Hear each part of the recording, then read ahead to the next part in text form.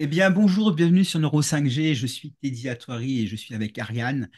Aujourd'hui, nous allons parler d'EFT, du parcours d'Ariane et de comment elle m'a aidé en une séance, deux séances, à éliminer beaucoup de stress, beaucoup d'angoisse qui était enfouie en moi, vraiment très profondément, que j'avais quasiment jamais exprimé. Donc j'ai rencontré Ariane sur Facebook. Ça fait pas longtemps, ça fait quelques semaines, je pense que c'était le samedi 7. Samedi 7. Donc ça fait aujourd'hui, on est le 19 septembre, au moment où j'enregistre cette vidéo avec Ariane. Et voilà, donc je vais vous laisser vous présenter Ariane. J'ai une petite liste de questions, donc on va descendre les questions progressivement et Ok. on va essayer d'expliquer à nos auditeurs comment l'EFT peut leur permettre de se débarrasser des crises d'angoisse en quelques séances. Ouais. Ariane promet, je pense que c'est vraiment quelque chose de très bien, 8 séances pour éliminer les crises d'angoisse et les crises de panique. 8 séances, c'est vraiment le maximum. Non, c'est pas vraiment le maximum. C'est 8 séances, c'est le temps moyen, je pense, c'est ça? Ça dépend, c'est très variable parce que ça dépend du véhicule. Je vais vous expliquer au fur et à mesure de Ouais, la ouais, ouais. vidéo, mais disons que ça peut être 4 séances, mais ça peut être aussi 12 séances. D'accord, d'accord, d'accord, C'est rarement plus, sauf si c'est accompagné aussi d'autres d'accord, troubles. Voilà. d'accord. Donc, alors moi, pour me présenter, pour ceux qui ne me connaissent pas, j'ai été victime de crise d'angoisse depuis 2008. J'ai essayé le psychiatre, le généraliste, la psychomotricienne, la psychanalyste, et rien n'a marché. Ça a duré comme ça de 2008 jusqu'à 2020. En 2020, j'en ai eu vraiment assez. Ce qui s'est passé, c'est que j'ai commencé à croire que ma femme, ça faisait quasiment 15 ans qu'on était ensemble, allait en avoir marre. Une personne qui a peur de sa propre ombre, comme on dit. J'avais une zone de confort qui était aussi petite qu'une prison turque, et donc c'était plus possible. Et j'ai décidé de me lancer dans une TCC, une thérapie cognitive et comportementale. À l'époque, j'avais pas les moyens. Donc ça aussi, je vais vous en parler que j'avais pas les moyens de suivre cette TCC et j'ai quand même franchi le pas en me disant que quoi qu'il en soit, je trouverai le financement. Quand on veut, on peut, c'est ce que je crois. Euh, et donc, ça fait 4 ans que je suis une TCC. J'ai eu un autre rendez-vous hier, il n'y a pas plus tard qu'hier. On a fait un bilan de ces 4 ans et j'ai rencontré Ariane qui m'a fait un switch en deux séances après 4 ans de TCC. Et je peux vous dire que là, ça fait une semaine qu'elle m'a enlevé un poids que je portais comme un âne mort sur les épaules. C'est aider à ce que c'est vous qui avez fait le travail. C'est Oui, un bah, vous avez reprenez. fortement contribué. Enfin, voilà, j'ai fait le travail avec Ariane. Elle m'a aidé à faire ce travail-là.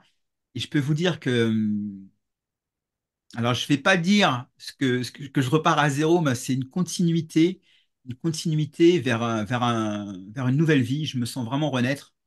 D'ailleurs, je l'ai senti directement après les deux séances. Ça a été vraiment quelque chose émotionnellement très, très riche. Et voilà. Donc, j'ai lancé ce projet Neuro 5G il y a un an. Et voilà où on en est aujourd'hui, de parler d'EFT et de voir un peu qu'est-ce qu'on peut mettre en place pour vous aider, vous, qui êtes victime de crise d'angoisse. Voilà. Donc, vous connaissez mon parcours. Je vais vous laisser vous présenter, Ariane. D'accord. Alors, je suis thérapeute. Je suis d'abord sophrologue caïcédienne, c'est-à-dire que j'ai eu un master par le professeur Caicedo, qui est donc le fondateur de Mm. la sophrologie. J'ai donc travaillé comme sophrologue pendant. J'ai commencé en 2005. Mhm.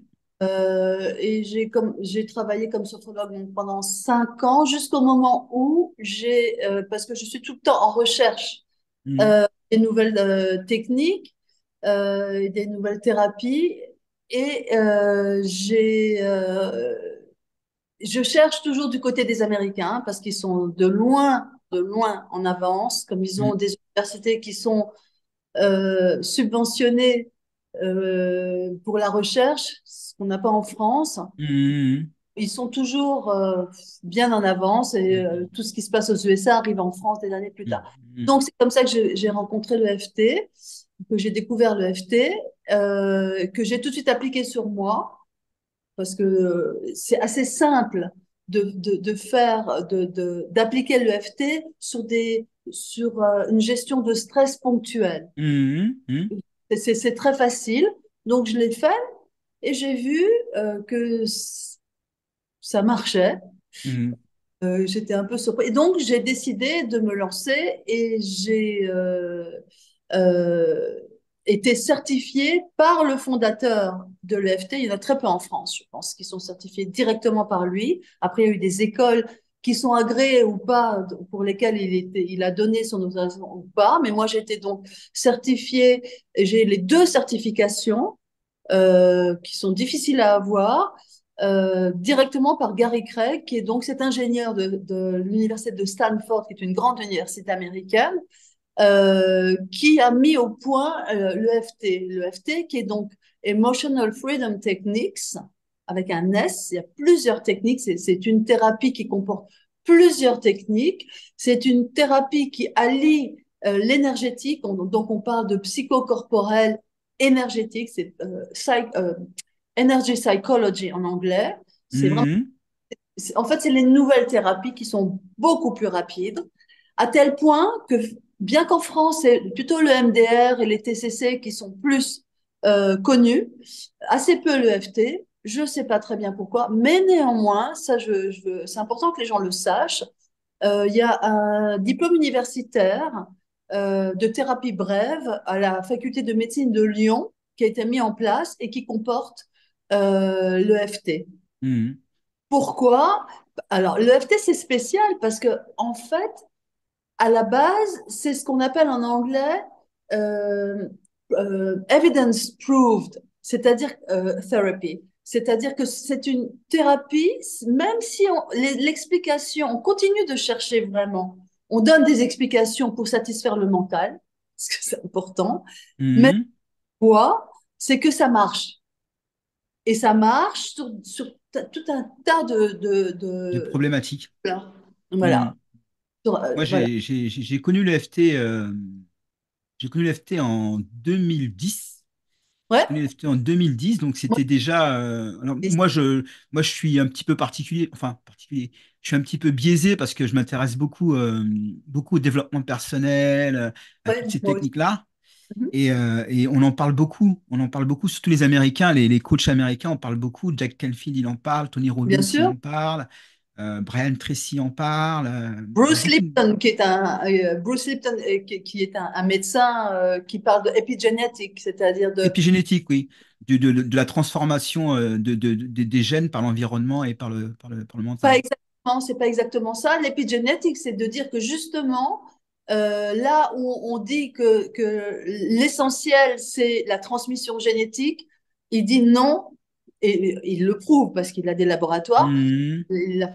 L'essentiel, c'est dans l'environnement Mhm. de la cellule. C'est-à-dire qu'une Ah, c'est l'environnement de la cellule, c'est pas oui, l'environnement extérieur. l'environnement de la cellule, c'est-à-dire que l'environnement de la cellule, elle est en fait imbibée d'un tas d'hormones, Mhm. de substances chimiques qui vont lui dire, et qui vont lui dire soit de fermer par exemple ce récepteur, soit de les ouvrir pour laisser passer du glucose. Enfin, il y a plein, c'est très compliqué. Mhm. Mais l'épigénétique, c'est de commencer à dire que non, ce n'est pas que la génétique, comme on a Ah, toujours fait alors, compte. simple. Un environnement va, oui ou non, permettre d'activer certains gènes. D'accord. Mais est-ce qu'on peut. Moi, j'ai appris sur l'épigénétique qu'on n'était pas On comme prédéfini par sa génétique, pense. que ses pensées, ses émotions, Oui, on mais pouvait. pourquoi? Parce que quand on pense à quelque chose, il y a physiologiquement, il se passe des choses. Dans, Hmm, par hmm. exemple, quand on a peur, on libère de l'adrénaline. C'est ça, c'est ça. Ou du cortisone. que toutes les cellules sont au courant qu'il y a un Hmm, passe. Donc, c'est exactement ça. C'est-à-dire hmm, que quand on peut avoir quelqu'un qui était un parent qui était diabétique hmm, ou qui avait des problèmes cardiovasculaires, par hmm, exemple, hmm, mais si soi-même d'abord on a des pensées, parce que ce qui se transmet aussi, c'est les façons de penser. Et ça, on s'en rend hmm, pas compte. Et on hmm, ne parle pas. Et, hmm, et les attitudes. hmm, On va avoir des attitudes familiales. Après manger, on va manger un gâteau, ou on va manger plus de sucre, ou on va être... souvent, les gens qui ont du diabète sont des gens qui sont amers, qui ont eu des choses difficiles à vivre. hmm, Et ça se transmet. Ça se, hmm. ça se transmet. Donc, ça fait partie aussi de... D'accord. Et en quoi c'est en rapport avec l'EFT? En quoi est-ce que c'est en rapport avec le Ouais, FT? ouais, ouais. Pourquoi est-ce qu'on parle de ça là maintenant? Vous, Tout ça, vous disiez qu'on maîtrisait pas pourquoi l'EFT fonctionne, mais oui. ça fonctionne. Alors, alors, donc il y a eu beaucoup d'études, énormément d'études dans plein de pays. Il y en a plus de, il y en a plus de. Oui, Si les personnes sont intéressées, oui, j'ai vu le site, j'ai vu il y le a plein site. qui montrent que justement ces marqueurs physiologiques sont transformés vers, par exemple, le cortisol diminue quand on Hmm, tape. hmm, hmm. Le Euh, cortisol, c'est l'hormone du stress, hein. voilà, exactement. C'est l'hormone du stress comme Hmm, l'adrénaline. hmm. Tout ça, ça diminue quand le fait de tapoter. Alors, il y a pas mal. On peut donner des explications. L'explication la plus courante, c'est de dire que notre corps est parcouru par des méridiens, Des méridiens d'énergie. méridiens qui sont en fait des canaux énergétiques. Hmm, C'est d'ailleurs là-dessus qu'est basée l'acupuncture. c'est ça, les méridiens d'acupuncture. Voilà. Et qu'au moment où on a une émotion dite négative, j'aime pas trop le terme négatif, Hmm, la peur, c'est pas une énergie négative, c'est une hmm, énergie qui nous permet aussi de sauver notre peau dans certains. hmm, C'est hmm, donc hmm, une émotion désagréable qui nous.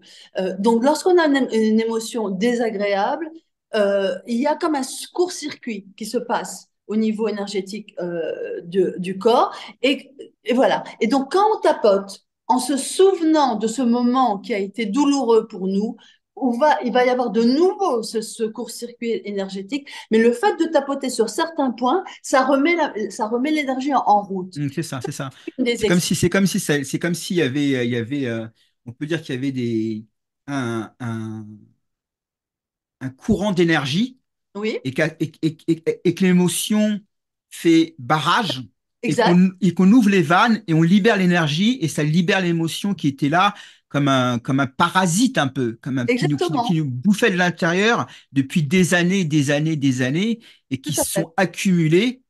Et avec le FT, on ouvre quelque chose et tout à fait, ça libère le flux d'énergie. tout à fait, c'est Ok. exactement. Ok, donc là, on a vu quand même pas mal de choses.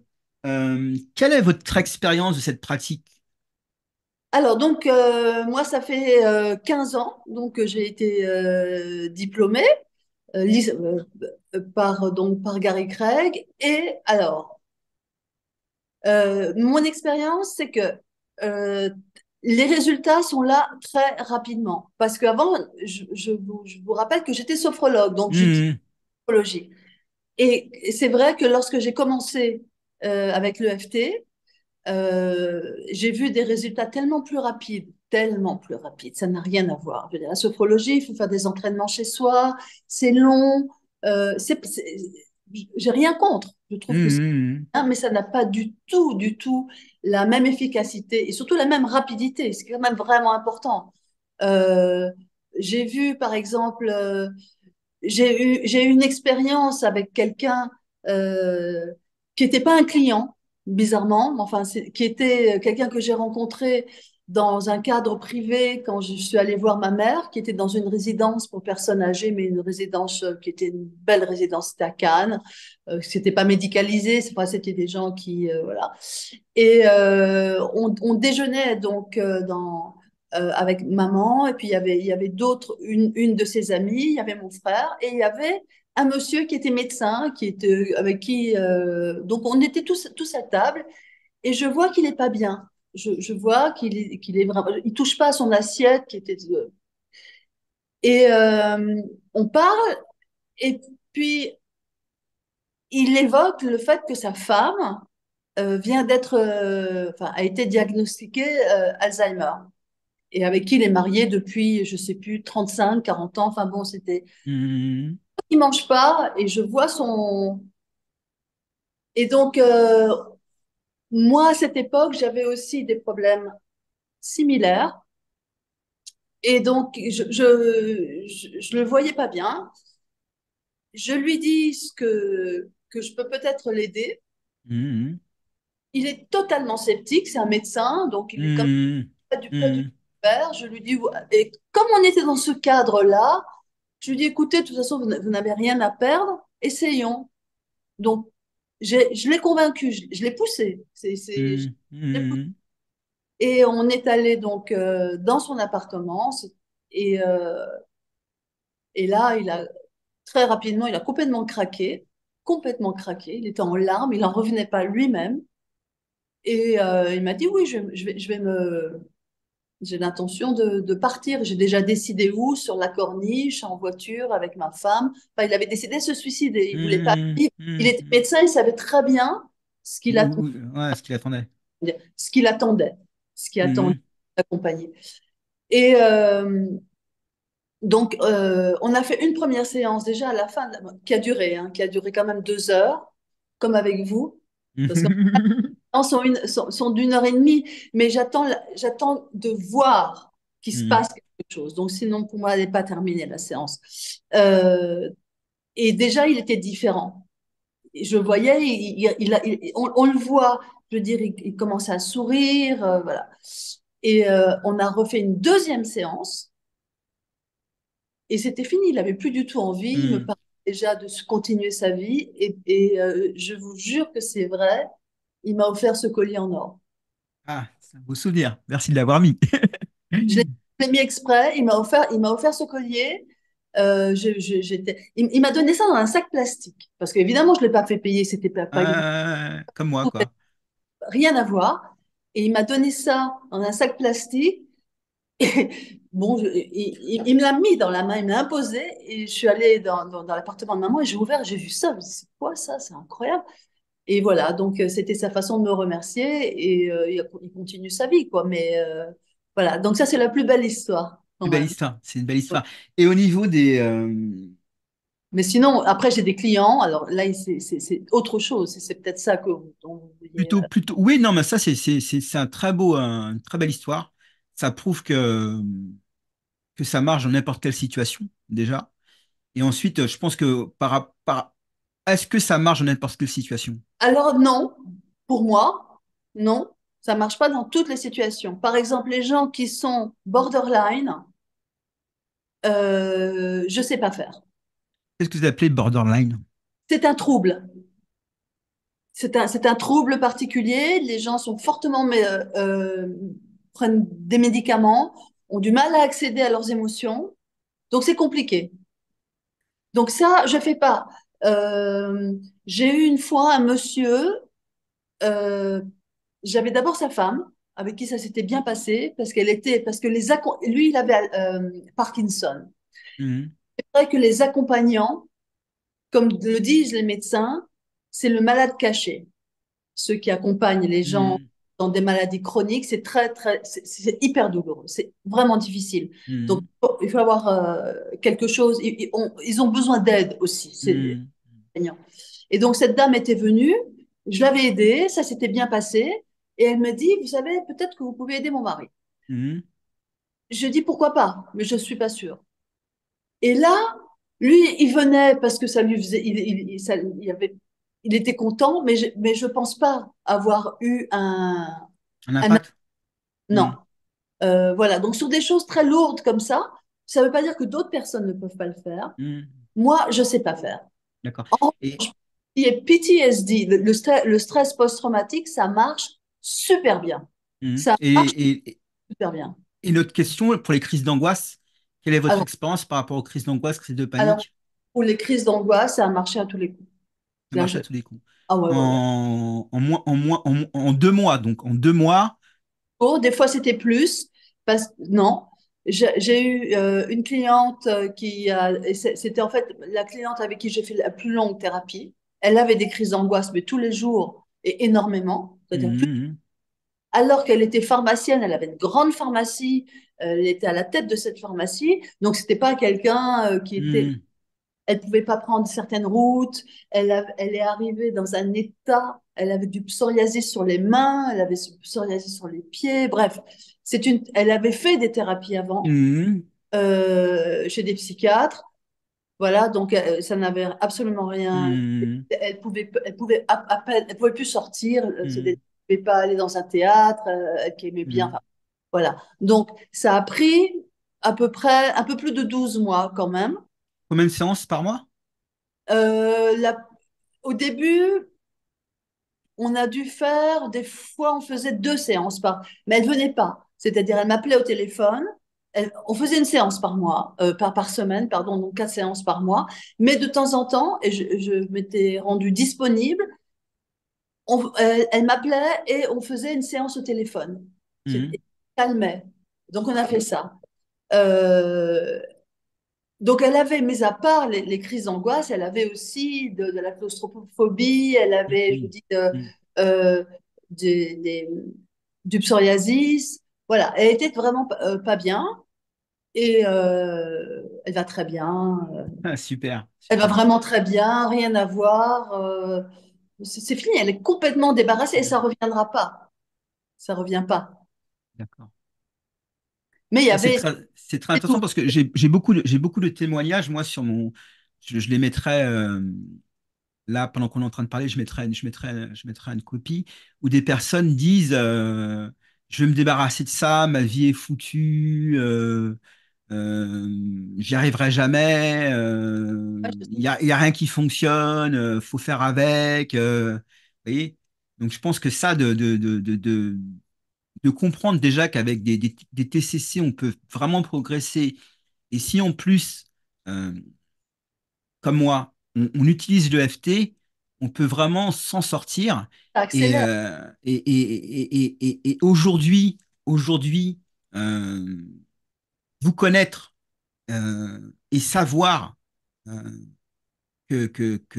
qu'en 2 mois, et ça, c'est vraiment quelque chose qui est extraordinaire. C'est extraordinaire parce on peut regarder les témoignages sur Facebook, sur YouTube, partout où ça existe. Euh, les personnes sont désespérées Je sais. de dire ils sont condamnés, comme condamnés de vivre avec les crises d'angoisse. Donc ça, c'est une solution qu'on va mettre en place Ok. pour tous ceux qui nous écoutent, par Mhm. l'intermédiaire d'Ariane. Euh, et Je voulais rajouter à ça, c'est que souvent, les gens qui ont des crises d'angoisse, comme ils mettent en place des procédés d'évitement, des phénomènes d'évitement, ouais. ça réduit considérablement leur espace, leur champ Mhm, d'action et leur sentiment de liberté. Et le sentiment de liberté est directement lié au sentiment de bonheur. Si on se sent enfermé, on se sent triste. Et mhm, donc, très souvent, les gens qui ont des crises d'angoisse, au bout d'un moment, commencent à développer soit des phobies et ou des dépressions. mhm, mhm. Vraiment, c'est important de s'en occuper et de savoir que vraiment des solutions existent pour de vrai, quoi. Ça existe. Mhm. Et là, on a vu encore beaucoup de choses. Donc, on a vu combien de temps prend le FT, etc. Le nombre de séances. Est-ce qu'il peut y arriver des rechutes? Non, Non. non, Et non. comment ça s'explique? Alors, ça s'explique tout simplement parce que en EFT, on s'adresse aux causes et non pas aux symptômes. Mhm, C'est pas parce que on a le cœur qui bat. Je vois quand je vais voir un petit peu sur les groupes de gens qui ont sur Facebook, de gens qui souffrent de crises de panique, ils parlent surtout de leurs symptômes. Mais le plus important, c'est la cause. Et c'est ça, le travail de FT, c'est de trouver la cause, de neutraliser l'émotion qui a été enfouie à cause de violence familiale qu'on a vue de façon répétée quand on était enfant, et de ça on a tiré la peur du monde, on n'en a pas parlé parce que d'abord certains enfants, d'abord s'ils sont vraiment jeunes, ils n'ont pas la possibilité d'en parler, ils savent pas verbaliser, et donc c'est Mhm. pour eux presque un mode d'être par défaut.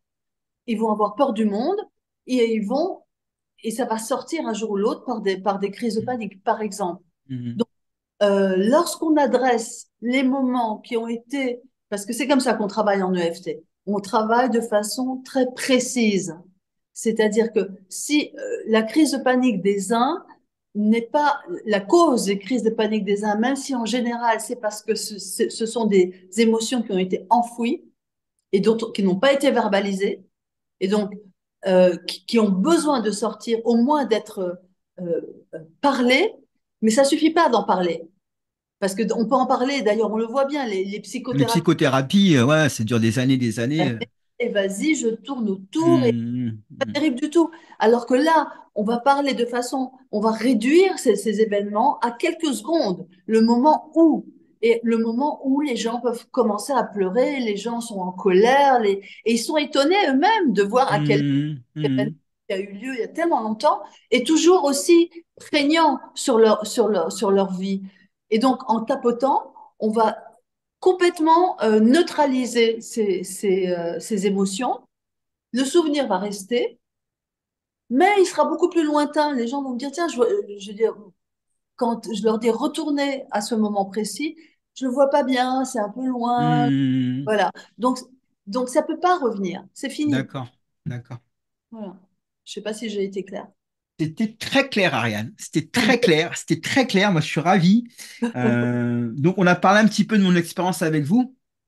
Ouais. Euh, donc là, je pense qu'on a fini avec les questions que je voulais vous poser. OK. On va simplement résumer un petit peu ce qui s'est passé, comment on s'est rencontrés. C'était incroyable. C'était vraiment incroyable. Donc, j'ai contacté, j'ai mis un post sur Facebook comme quoi je recherchais une psy TCC. Et c'était samedi 7 septembre. Et Ariane m'a répondu en me disant, oui, je serais éventuellement intéressé. Et on a pris contact et on s'est vu le mercredi suivant. Donc, ça devait être le mercredi après le 7. Je me rappelle plus de la date. Et j'étais un peu, pas stressé, parce que je suis tout le temps sur le fil du rasoir avec ces crises d'angoisse. Je vous ai Euh, vu la première Ouais, fois. je me frottais les mains, ça c'est mon tic nerveux. Je me frottais les mains, j'avais les épaules rentrées, j'étais vraiment pas très à l'aise. Et Ariane m'a dit, bah écoutez, je comprends pas, vous avez suivi 4 ans de TCC et vous êtes dans cet état-là, c'est un peu étrange. Je vais vous aider. Et donc on a fait une séance de FT sur un trauma à moi qui m'avait marqué, que je pensais que c'était quelque chose d'important. Finalement, elle m'a dit un terme pendant le tapotement, elle m'a dit, vous avez merdu. Et ça a fait un switch dans ma tête. Et là, je suis parti. Euh, j'ai livré des choses que je gardais en moi depuis des années, depuis plus de 30 ans, des événements traumatisants dont je me sentais coupable, je me sentais honteux, je me sentais méprisable. Ça s'est fait en 2 séances. Une le mercredi de 2 heures à peu près, c'est ça? à peu près. Et une le jeudi d'1 heure et demie aussi à peu près, c'est ça? Donc on va dire en 3 heures et demie. euh, alors peut-être que j'avais déjà fait un travail Oui, sur moi. le fait que vous ayez travaillé sur vous, ça a quand même permis d'aller plus vite, quand même, parce que vous vous connaissez aussi. Donc, Mhm. mais quand même. Mais en tout cas, on a fait un sacré travail et je sens vraiment, Mais ça on, se voit.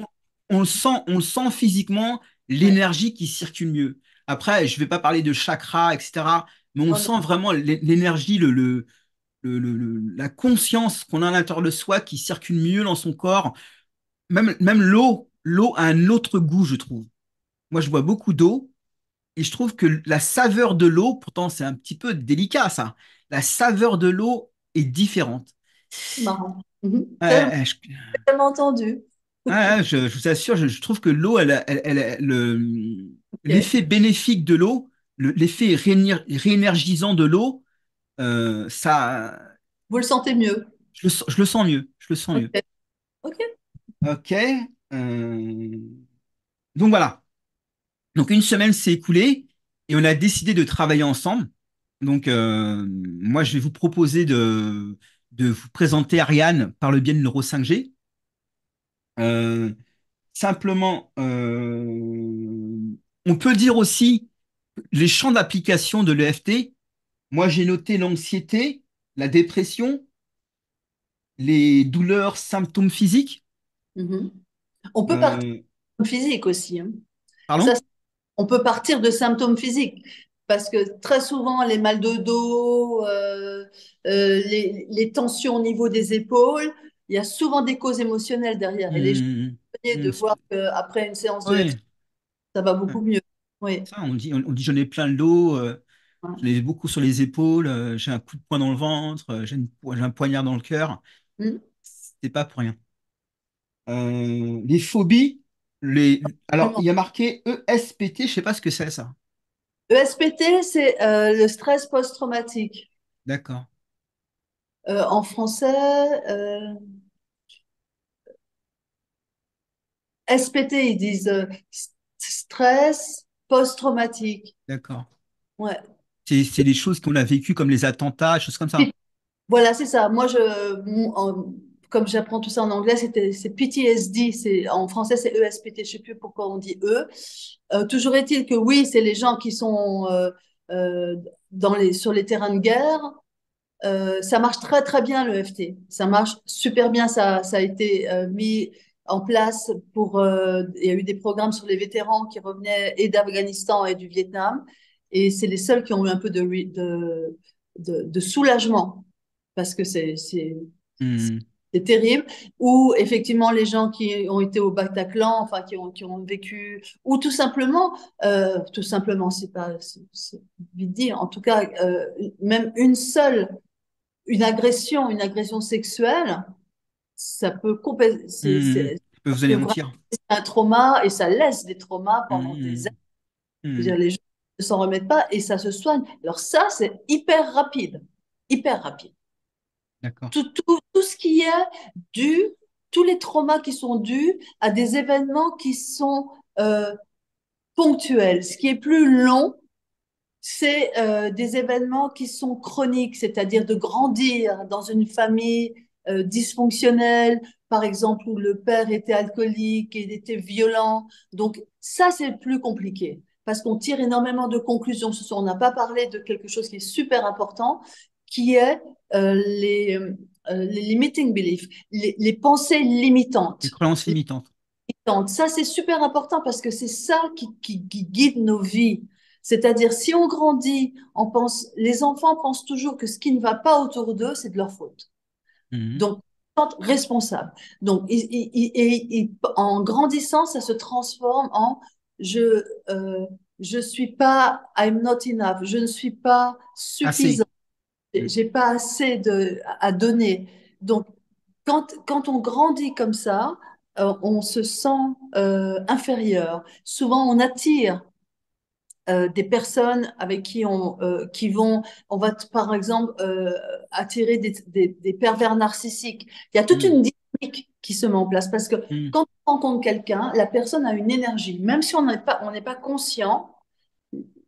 On est très sensible à ce que l'énergie que quelqu'un émane, on l'aperçoit. hmm, Euh, on n'est pas toujours conscient de ça, mais on l'aperçoit. Il y a des gens qui nous attirent, des gens qui nous repoussent. C'est leur énergie. On vient de les voir pour la première fois. Et c'est pas une question de beauté physique, hmm, autre chose. Donc tout ça pour vous dire que oui, quand on utilise, qu'on fait une thérapie sur des situations qui ont été chroniques, ça prend un peu plus de temps. Si c'est des thérapies sur des événements ponctuels, j'étais au Bataclan, c'est beaucoup, Mhm. c'est beaucoup plus rapide. Parce que les séquences d'événements sont beaucoup moins nombreuses. Mhm. On n'a pas eu le temps non plus de tirer des conclusions sur soi-même. C'est pas du tout pareil. Mhm. Mhm. On dit euh, dans des situations dysfonctionnelles où on tire des conclusions sur soi-même qu'on pense être des vérités. Mhm.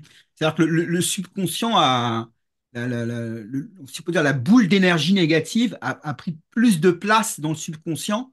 Si on peut, est-ce qu'on peut dire ça comme ça, que la boule d'énergie négative a pris plus de place dans le subconscient et c'est plus dur à enlever à ce moment-là? Disons que le fait, oui, on peut dire ça comme ça. Ce que je veux dire, c'est que quand on grandit chaque jour et que tous les jours on est dans une situation où on voit de la violence, ça crée de la peur, ça crée de la colère, mais ça devient et ça reste enfoui en nous parce qu'on va avoir honte d'en parler dehors. On va pas dire maman Mhm. tapé, par exemple. On a peur quand on voit le père, on sait qu'il va rentrer. Bref, on est impuissant. Il y a énormément de choses et donc ça comme ça se répète, ça devient Une habitude de pensée. une identité. Mhm. Ça devient notre identité. C'est-à-dire, on se voit, euh, d'abord, on va avoir peur, ou on va être très en colère, ou on va être très agressif, et on va croire qu'on est agressif. Et et on ne va pas s'aimer. Mhm. Ça crée toute une chaîne de conclusions et de soi-disant vérités que l'on tire sur soi-même qui pourrissent la vie des gens, qui la gâchent Mhm. complètement. Au Mhm. moment où ça revient au conscient, ça c'est vraiment le travail du Mhm. thérapeute. Ouais. Et tout d'un coup, il se rend compte, ben non, je suis quelqu'un de bien. J'ai Mhm. juste, voilà. Mhm. Et c'est ça que tout thérapeute vise, c'est ce shift, cette Shift. perception identitaire changer, modifier vers le bien, où on se permet d'être heureux, on va vers l'autre, le cœur ouvert. C'est-à-dire, C'est vraiment quelque chose pour rester dans les crises d'angoisse, se permettre d'être heureux euh, eh avec oui. tout ce schéma de phénomène d'évitement. On a ce mal-être Mhm, permanent mhm. d'avoir peur qu'une Cette crise se déclenche cette peur, n'importe où et n'importe quand. Donc on vit dans cette peur et le fait de libérer avec l'EFT, euh, ça change tout, ça change tout. C'est la chenille qui se transforme en papillon, hein. complètement, complètement, parce que la première peur de quelqu'un qui fait des crises d'angoisse, après que la première crise soit arrivée, c'est la peur d'en refaire. C'est ça. Donc, Euh, pour finir, avec l'EFT, il y a marqué maladie grave. Euh, oui, on peut. et qu'est-ce que, Moi, je fais pas. d'accord. Moi, je fais. Euh, On perte peut de faire poids, arrêter de fumer, addiction. du cancer, c'est vrai. Ça, je Pardon? pourrais faire. Mais je vous dis, tout ce qui est Alzheimer, Parkinson, euh, comment ça s'appelle je me souviens plus. Il y a une maladie très grave, dégénérative aussi, Sclérose en musculaire, plâtre? la sclérose en plaques, exactement. Euh, ça aide, ça aide. Euh, Ça aide surtout parce que ça permet aussi, de toute façon, ces personnes-là on a le stress quand il est continuel, attaque Hmm, parce que c'est très important de revenir à un état de ce qu'on appelle l'homéostasie, mais je ne veux pas rentrer l'homéostasie. maintenant, Non, oui. non, Ça, de toute façon, là, on a donné beaucoup de pépites. Il va falloir au moins un bon moment pour tout débriefer. ben, Donc, je finis avec perte de poids, arrêter de fumer et addiction. Est-ce que ça, vous faites? Oui, vous faites. oui. D'accord, Oui, arrêter de fumer, bien sûr. Perte de poids aussi. Oui, d'accord, tout à fait. d'accord. Donc, on a vu pas mal de choses. Donc, pour résumer, on va résumer. L'EFT, vous me dites si je suis pas correct, hein. L'EFT, c'est une thérapie psycho-énergétique, Oui, d'accord? psychocorporel, qui fait partie Psychocorporelle, de la famille de la psychologie énergétique, tout à fait. d'accord? Mhm. Euh, qui permet de vaincre les crises d'angoisse définitivement Ah oui, oui, oui, ça revient pas, bien en sûr. quelques séances, en Ouais. 8 séances d'1 heure et Alors, demie à 2 heures en moyenne. En moyenne. voilà. Pour se donner un chiffre moyen, ça Voilà, peut mais je être moins, vais ça t'expliquer peut un. être plus. Ouais. En moyenne, bon, on va dire 8 séances en 2 mois, on peut Hmm. éliminer la crise d'angoisse. Oui. Hmm. Très bien. Bon. Ok. Ben, écoutez, si vous voulez rentrer en relation avec Ariane, il faut passer par moi. Ça, c'est comme ça que c'est fait. Il n'y a pas Euh, le et, choix. je, et je vous mets, voilà, il n'y a pas de choix. Vous passez par Neuro 5G et je vous Mhm. mettrai en relation avec Ariane pour qu'elle puisse vous aider à éradiquer à tout jamais Ouais. ces histoires de crise d'angoisse, à sortir de ce cauchemar. Moi, je peux vous dire qu'avant ma TCC, et bon, là, ça fait qu'une semaine que j'ai pratiqué. Alors, j'avais pratiqué le FT. Moi, j'avais pratiqué le FT avec Jack Canfield Mhm. sur de nombreuses peurs, Mhm. euh, notamment la peur du regard de l'autre, la peur du jugement, la peur de la critique, la peur de pas être approuvé, de pas être validé. Et il y avait pas Des- des séquelles, mais c'était pas complètement, ça n'avait pas complètement disparu. Pourtant, j'avais vraiment fait mon travail. Je m'étais mis une note et je progressais régulièrement pour descendre, descendre, descendre jusqu'à arriver à 1,5. Et pourtant, faire le travail seul et faire le travail qu'on a accompagné, c'est le jour et la nuit. Ah bah oui. Et C'est le oui, jour et la nuit. parce que c'est une question d'inconscient. Donc, inconscience par excellence que vous ne voyez pas chez vous et que moi, Hmm, vous voyez. hmm. Donc, Et vous avez bien vu. ouais, moi, Vous j'ai constaté. Alors, m'aviez moi, mis vous m'aviez donné quelque chose que vous m'avez annoncé comme étant vraiment le ouais, truc. l'événement déclencheur, Et c'était pas du tout ça. c'était pas du tout ça. Et c'est souvent on n'a pas envie d'y aller. On n'a pas envie d'y aller. C'est ce que je mets sur mon site que, que des fois, c'est douloureux. Bien sûr. Mais oui, C'est mais avec c'est le FT, douloureux. ah oui, c'est ça qui est bien. On fait un round, ça dure 1 minute et déjà, paf. Hmm. Donc, euh, il faut passer par là. Il faut passer par ce moment. euh, pas nécessairement, je vais vous dire pourquoi. Parce qu'il y a des techniques en EFT qui sont là pour diminuer. Je ne sais pas si vous vous souvenez, je vous disais, comment vous vous sentez à l'idée de hmm, ça va. Donc, ça, c'est une question qui est importante. Quand on sent qu'on vient toucher à un domaine qui risque de faire vraiment une réaction forte émotionnelle, on tapote avant pour commencer à diminuer l'émotion. Et ça marche comme ça. Ou, il y a autre chose qui marche très, très bien, c'est de partir de l'expression corporelle qui, presque dans 95% des cas, existe. C'est-à-dire, une personne va commencer à avoir un, un, une boule dans la gorge. Ensuite, on va commencer à suivre parce que ça va bouger. Quand on tapote sur la boule dans la gorge, ça devient tout d'un coup une douleur hmm. pôle. Ensuite, c'est l'estomac. Et donc, derrière toutes ces manifestations corporelles, il y a les émotions. Et donc, quand on tapote sur les manifestations corporelles, on commence déjà à diminuer aussi les émotions. Donc, c'est pas nécessaire de passer par vraiment un stade intense de douleur du tout pendant le FT. C'est ça l'élégance de D'accord. l'EFT. En fait, ce que vous voulez dire, si j'ai bien compris, c'est que on a le choix entre se jeter à l'eau d'un coup ou mettre un petit doigt de pied et y aller progressivement. Voilà, c'est-à-dire, c'est le thérapeute qui va sentir que là, Mhm. hum, ça risque de. Moi, j'ai eu une personne une fois en visio, parce que je travaille beaucoup en visio, qui a fait une crise de panique. On était en face et elle était à 3000 km. On a continué et c'est passé presque tout. Mhm. C'est-à-dire, donc, ça peut arriver. Mais ça passe, c'est ça c'est étonnant et les gens oublient. C'est pour ça que c'est très important de donner une note à combien est-ce qu'on souffre avant, parce qu'on oublie. C'est Mhm. mal d'aller bien qu'on oublie comment on n'était pas bien 2 minutes avant. Ouais, c'est ça. Voilà. Ok. Est-ce que vous voulez rajouter quelque chose? Est-ce que je veux rajouter quelque chose?